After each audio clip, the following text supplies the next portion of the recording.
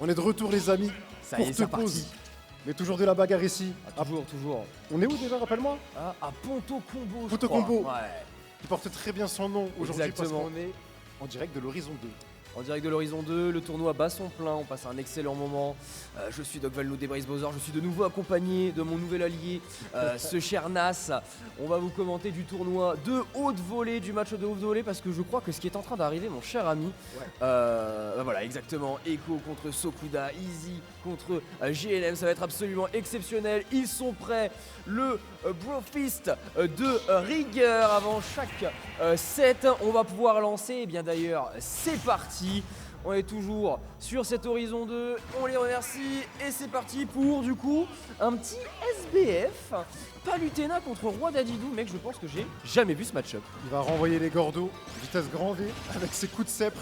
Il va envoyer des neutres à l'air et techniquement, ça va être un petit peu compliqué pour Roi Dadidou pour mettre en place justement tout son jeu de projectiles. Parce qu'elle a les outils comme il faut, Palutena, pour les renvoyer. Mais attention, là, il me fait mentir. On trouve une réaction instantanément. Réaction instantanée, effectivement. Le smash, le up smash, par contre, malheureusement, qui ne fonctionnera pas. On était un petit peu short sur la fenêtre d'ouverture. Voilà, là, on charge. Mais bon, on va s'extirper du côté de la déesse de la lumière sans trop de fracas. Mais beaucoup de smash du côté de Roi Dadidou. Sokuda qui est un petit peu présomptueux, qui essaye de capitaliser le plus rapidement possible. On essaye de profiter de la puissance explosive de son personnage.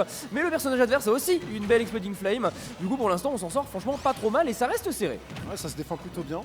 Palutena qui est en phase de trouver le premier kill peut-être. Oui, effectivement, avec ce frame trap. Two frame down tilt back air, mais ça ne sera pas suffisant parce que Dadidou est gros. Par contre, quand on le shrimp comme ça et qu'on est aussi là. proche du bord, oui, là ça tue. Là, effectivement, ça va être fatal. Allez, le grab, on va chercher le fer. Malheureusement, c'est un peu court, jeune homme. On aurait pu dire bien des choses en somme. Tenez, par exemple, le back air en couverture de saut, ça ne fonctionnera pas. La dash attaque non plus, malgré le fait que ce truc soit absolument terrifiant. Tu sais jamais quand est-ce que ça va taper. On couvre la voie des airs du côté de la déesse de la lumière. Le back air qui tombera dans le shield. Les petits projectiles magiques, on continue à faire grimper la vapeur et les pourcentages. On va essayer de capitaliser du côté de Palutena pour essayer de creuser un petit peu le fossé. Mais bon, le coup de marteau, it's hammer time. Et on s'en sort. On essaie de remettre un petit peu les pendules à l'heure. Et au vu de la différence de points, on peut limite dire qu'on est even. Mais plutôt even, je te suis par rapport à ça. Effectivement, le maillet fait très très mal. Et ce coup de maillet là, s'il arrive à le placer, ça tue très tôt. Ah oui. C'est absolument terrifiant mon cher Nas. Allez, on met les nerfs, voilà le petit tour de majorette, la palutaxe, la taxe divine qui est appliquée sur le roi des pingouins. Parce que oui, je vous rappelle que Roi Dadidou est un pingouin, bien boosté aux hormones, mais c'en est un tout de même. On va venir dodge cette énième paire, le Gordo qui est shieldé, les projectiles également. Ça se fait passer par-dessus, malheureusement, on se fait prendre du vitesse encore une fois, la mobilité de Roi Dadidou qui est en train quand même de lui faire plutôt défaut. C'est un gros handicap. On réussit à avaler cette pièce de la lumière. On réussit à la mettre en dehors du terrain. Il y a peut-être un bon ledge trapping à mettre en place, mais non, en fait, non. Non, parce que tout simplement, il y a l'explosive flame qui va empêcher ce Gordo de venir embêter Palutena. Et du coup, on va trouver ce kill. Le bouclier, le back air qui a été extrêmement bien trouvé, on a pris l'avantage là-dessus. Une stock d'avance du côté du joueur d'Easy Dream. Allez, on va venir chercher ce Roi Dadidou qui fait le bon choix de la get up roll. On éjecte la Palutena qui revient, qui reprend directement l'avantage alors que Roi Dadidou essaie de reprendre l'avantage positionnel. On juggle au upper, c'est compliqué. Le dernier qui va toucher, on est sur SBF. Le plafond il est particulièrement bas. La dernière dodge qui permet de se sortir. On drop de plateforme, on met un back air. Le Gordo qui va toucher, être renvoyé sans inquiéter son propriétaire original. Oh là, monsieur. Ok, ça va toucher. On va remonter, la get up, elle est pas punie. Ouh, c'était le titre ça? Oui, il me semble. Ma foi, le petit pourquoi tourniquet du marteau, Zébulon, le manège enchanté, on est bien parti. On essaye d'aller chercher très très loin. Attention tout de même du côté de la Palutena, pas se faire surprendre par le up tilt au landing. Tu ne peux pas up B comme ça, de cette façon-là, Non. pas de la sorte. Il a quand même une range qui est assez importante. tête. Dadidou. Oh la tête de Dadidou. On était un petit peu trop loin. Il y avait trop de pourcentage à rattraper, effectivement. Ah ouais, non, clairement. Merci. On va avoir encore 2 sucres en plus. L'écart creusé a Avec du été, sucre. Merci. a été conséquent. Tokuda va pouvoir essayer de faire fi de cette première game qui s'est un peu mal passée. Malgré le manque de mobilité, on a quand même réussi à bien s'installer, on a quand même réussi à bien jouer autour. Parce qu'en face, c'est quand même Echo sur Palutena. Genre, c'est pas le premier venu. Non, c'est pas le premier C'est pas la venu. première déesse de la lumière. Sokuda, il se défend très bien. Son... Donc ouais, le Dadidou, et bon, c'est pas un personnage contre lequel t'es ultra habitué. C'est pas un personnage qui est ultra représenté. Sauf au KOF, pour une raison qu'on ignore, ils étaient 18. Ah mais vraiment mec, mais c'était terrifiant. Ça a fait des dégâts ce truc. J'ai une petite fact qui est malheureuse. Vas-y, envoie, j'adore les C'est une espèce en voie de disparition. Ouais, ça m'étonne pas. Pourquoi Les mecs, les pingouins, le réchauffement climatique. Gyoko a lâché un. Comment on dit un tweet long- c'est pas vraiment un tweet longueur, mais c'était un peu un petit thread. tweet longueur. Un petit tweet longueur, tout petit. Parce que ça tenait pas en un tweet, il l'a fait en français et en anglais. Et il a dit, merci. Il a dit, je lâche le perso, c'est fini. Donc on a perdu un des meilleurs Dadidou, si ce n'est le meilleur Dadidou de France. Ah ouais. Lyoko Terminado. Et donc là, on est Attends. sur une représentation du perso, on va essayer vraiment de faire honneur, le Bah, baroud d'honneur. Quand ton numéro 1 national lâche ton perso, C'est dur. tu sais, tu manques de représentation et tu manques de gens pour pousser la méta en fait. Parce que, genre, la progression, la méta sur un personnage, ça se fait à plusieurs. Tu peux pas pousser un perso tout seul. T'as besoin de comparer, les façons de jouer, t'as besoin de comparer les match-ups. Il te faut de la data pour ça. Et malheureusement, quand t'as ton représentant numéro 1 qui livre le truc, t'es en mode, on va faire comment maintenant? Et ben, en tout cas, du côté de Sokuda, on va pas lâcher le perso, on va juste passer sur destination finale. On reprend Dadidou et on est bien décidé à faire tâter du maillet en bois à la déesse de la lumière. Effectivement. Mais c'est l'ouverture qui est pour Dadidou. Par contre, le problème, c'est qu'on est combo foot, donc on va se faire juggle. Donc on est en train de prendre une succession de 3 neutralaires. Et ce sera un backer qui va le mettre off stage. Oh, pas mal. L'utilisation du EP ici qui permet avec cet évier mort de revenir sur le terrain, même si on prend un hit et on prend quelques pourcentages au passage. Il a bien fait des shields quand même, il a bien fait des shields parce que je crois que le landing, le heavy landing du EB fait extrêmement mal au shield et on peut aboutir à un shield break de cette façon-là, donc vraiment méfiant. J'ai beaucoup aimé ce Dunshield qui a déboulé le up smash qui envoie dans le gordo ping-pong, la boule de billard, le numéro 8 qui est dans le trou, on remporte cette stock mon cher Nas.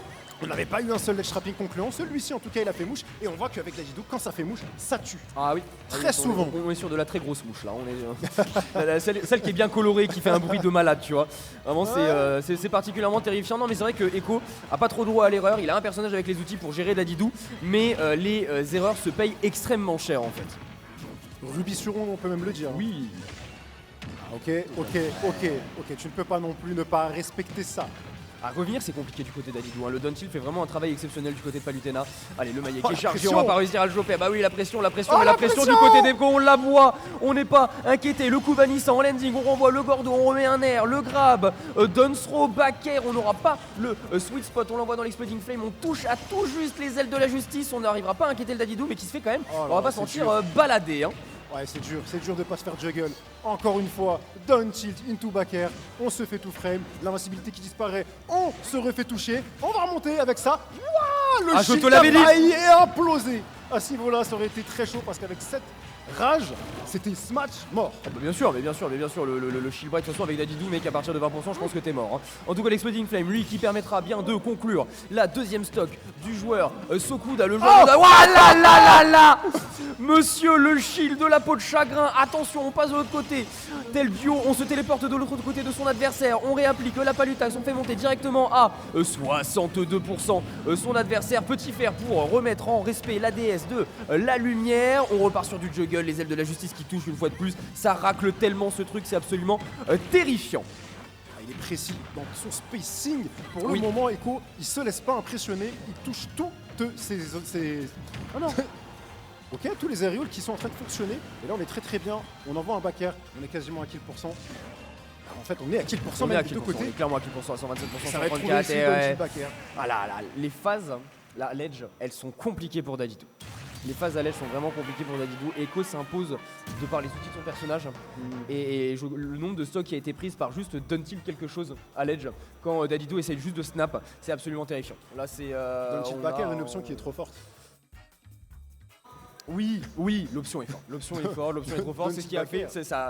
Je dirais pas que ça a donné une carrière à Palu, mais c'est fait partie du kit récurrent de ces outils. Et c'est c'est le tournevis sonique de Doctor Who. C'est le truc, ça fait tout. Ça fait le café, ça remplit les fiches d'impôts, ça fait la cuisine quand tu rentres le soir, tu vois. C'est absolument impressionnant. Et là, Echo a fait un parfait usage. Enfin, je veux dire, t'as l'avantage. Le truc confirme à partir d'un autre outil, d'un autre launcher que tu peux lancer à partir du moment où le mec veut essayer de snap. Dadidou, c'est gras, c'est gros, ça prend de la place et donc ça se fait catch facilement. Et le confirme, il est sans appel en fait. La sentence non plus d'ailleurs. Ouais, c'est trop fort. Selon le match-up, comme tu l'as dit, c'est encore plus dévastateur. Et là, dans un match-up où tu as une masse de cette taille spécifiquement, ouais, et bah, ça va toucher très souvent. Et du coup, ça va être problématique pour l'adversaire. Ça ne pardonne pas, malgré une bonne défense. Mais bon, il était comment dire, ce cher Sokuda a essayé de faire amende honorable, a vraiment essayé de donner tout ce qu'il pouvait. Mais il y a avait déjà dans le match-up des difficultés qui étaient classiques qu'on vient de mettre en lumière. Il y avait un écart de niveau quand même. Echo était une bonne marche au-dessus. Est-ce que de c'est pas le Sokuda. personnage qui l'handicape? Je pense que ça ne fait pas tout, ça n'explique pas tout, ça ne Ouais. justifie pas tout, mais que c'est dedans, tu vois. Genre, Ouais. c'est un tout qui fait qu'il est perdu. Il y a la différence de niveau avec Echo. Il y a son personnage qui, effectivement, a renforcé cet écart de niveau. Ça l'a handicapé, ça lui a rendu la tâche plus difficile. Donc, ouais, je pense que ça a été compliqué. Je pense que c'est pour ça que Sokuda n'était pas très très satisfait de lui-même. Il n'a pas eu l'occasion de montrer son plein potentiel de par tous les éléments qu'on vient d'évoquer. Donc on va avoir un match à suivre. Diddy Kong, Young Link. Moi, j'aime qu'on bien voit pas Young Link. souvent, ouais, Moi, j'aime beaucoup Young Link. qu'on voit pas souvent, Je suis qui est très, très fan. intéressant, qui a des projectiles avec Ah des bah bonnes non. propriétés. Oh, Bah, du coup, non. oh, le bait! En fait, non. Donc c'est du bait qui Diddy bait. Kong Chrome, bah, c'est bien aussi, j'aime bien. Ça c'est du Smash Bros très français, mec. Hein. Ouais. J'explique